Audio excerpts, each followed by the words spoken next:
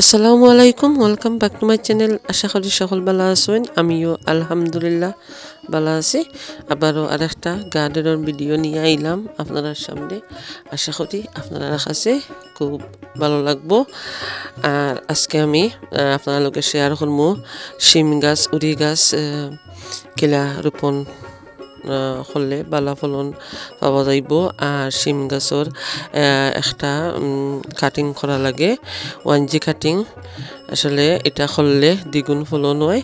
আর আমি শুরুতেই আমার যেগুলো আপনারা দেখরা আমি পানি দিলাম, এগুলো লগিয়া লাই শাগর বীজ, মানে একটু গাড়ি ইয়া পড়ছে, একটু জুফরা বান্ধা উঠছে। এগুলো আমি মাটি মিক্স করে ফেলাইছিলাম না, এমনিতেই অনেক পুরানা বীজ আমি ফেলাইছিলাম। তো আলহামদুলিল্লাহ অনেকগুলা বীজ উঠছে, দেখতে পাচ্ছেন খুব সুন্দর। আমি একটু পানি দিলাম আর আপনার লোকে শেয়ার করলাম। তো আজকে আমি শিম গাছ, উড়ি গাছ রোপণ করবো। খুব সহজভাবে কিন্তু রোপণ করা যায়। আর এখানেও আমি আমার ফুলের গাছ লাগাইছি কিছু, আর আমার সেরাগুলো যেগুলা এখনো পর্যন্ত রয়েছে, লাউ গাছ, উড়ি গাছ আমি রোদ খাবাইলাম আর বিকালের সময়। তো ভাবলাম যে একটু পানি দিলাই, তারপরে আমি শিমর গাছ, উড়ি গাছ আমি রোপণ করবো। আর সবগুলা রোপণ করতাম নাই, আর একটু আরও মেয়ের মিডলও আমি রোপণ করবো। বাকিগুলো আর কয়েকটা গাছ আজকে রোপণ করলাম। এপ্রিলর 28 এপ্রিল আমি রোপণ করছি শিমর গাছ, যেহেতু ওয়াদার খুব ভালো লাগে।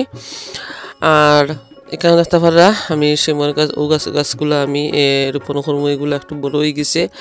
আর রোপণ করার আগে আমি মানে খুব কয়েক সেকেন্ডর একটা খাম করা লাগে, 1G কাটিং করলে শিমের গাছে আরও শাখা দিব। আরও ছোটো থাকতে কিন্তু এগুলা করইন। তো আসলে আমি সময় করতাম পারছি না, ভাবলাম আর ভিডিও কর্ম করি আসলে করা হয়েছে না। তো আমি রোপণ করার আগে 1G কাটিং কইরা আমি রোপণ করবো। আর ওখানেও আমি মাটি রেডি করছি। আমি কয়েকদিন আগে আমি মাটি কইরা নিচে দিছি ভেজিটেবলের খোসা। যেভাবে আমি চাউচার গাছ রোপণ করছি, সেম পদ্ধতিতে আমি আমার শিম গাছর মাটি রেডি করছি। রেডি করার পরে ভাবলাম যে কয়েকটা রোপণ করিলাই, আরও কয়েকদিন পরে আমি রোপণ করবো। এরপরে আমি তো মাটি রেডি করে রাখছি কেন। আর এখন আমি রোপণ করার সময় ডাইসা পাতা, এগ শেল আমি দিমু। তারপর আমি আমার হাতের সাহায্যে আমি ডিমর যে খোসাগুলা ওগুলা ডাই করছি। ডাই করার পরে আমি আমার হাত দিয়ে আমি বাঙ্গা দিলাম। আপনারা চাইলে এটা আরও মানে গুঁড়া হইটাও দিতে পারবা। তো আমি ওভাবে আমি দিলাই, আর ব্লেন্ডার দিয়ে আর গুঁড়া করি না। ও দেখতে পাররা আমি শিমর গাছ রেডি করে দিছি, মানে কয়েকটা গাছ রোপণ করবো।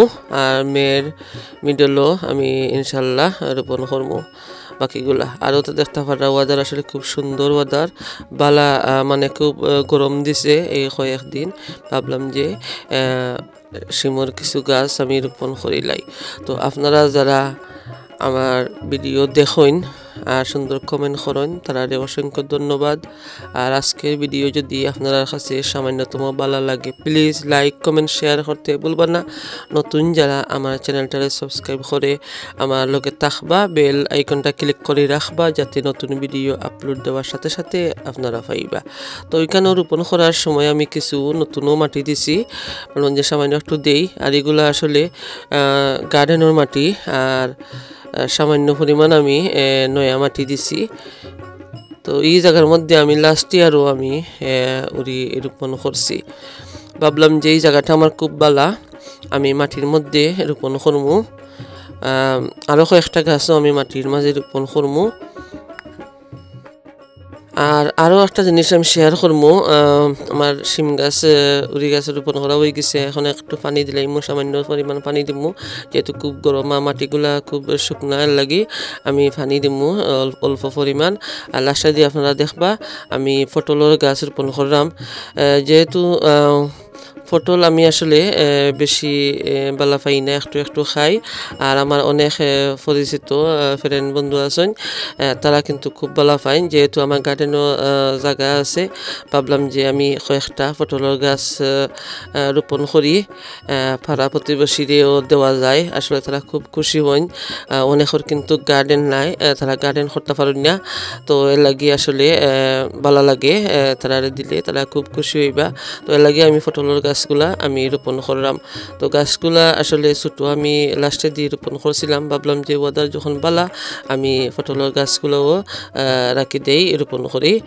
তো আজকের ভিডিও যদি আপনারা কাছে ভালো লাগে অবশ্যই কমেন্টও জানাইবা কিলা লাগলো। আর আপনারা গাছগুলারেও আস্তে আস্তে বাকরবা। আর আমরা এখানে কিন্তু খুব ঠান্ডা, এর জন্য আর কি আমি বাংলার গাছ এখনও বাকরছি না।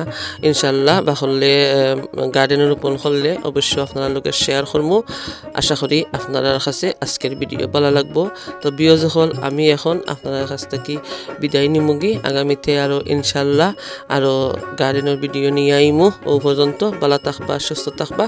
আল্লাহ হাফেজ।